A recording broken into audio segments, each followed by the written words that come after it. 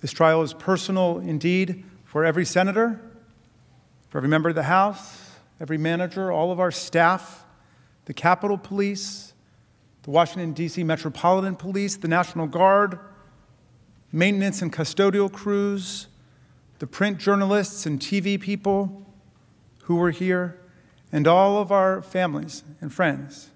My youngest daughter, Tabitha, was there with me on Wednesday, January 6th.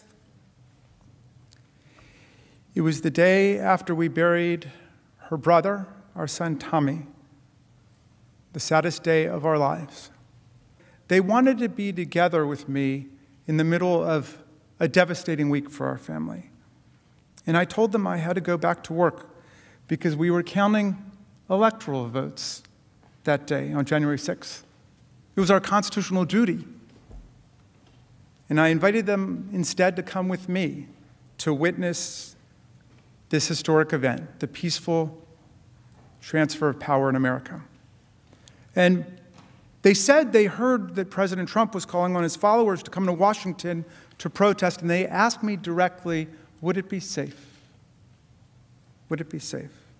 And I told them, of course it should be safe. This is the Capitol. And when they were finally rescued, over an hour later by Capitol officers, and we were together, I hugged them, and I apologized, and I told my daughter Tabitha, I told her how sorry I was, and I promised her that it would not be like this again the next time she came back to the Capitol with me. And you know what she said? She said, Dad, I don't want to come back to the Capitol again.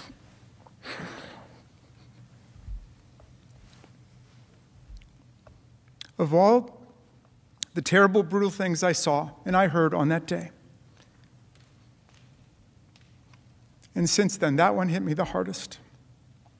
That and watching someone use an American flagpole with the flag still on it to spear and pummel one of our police officers ruthlessly, mercilessly, tortured by a pole with a flag on it that he was defending with his very life. People died that day. Officers ended up with head damage and brain damage. People's eyes were gouged. An officer had a heart attack. An officer lost 3 fingers that day. 2 officers have taken their own lives. Senators, this cannot be our future.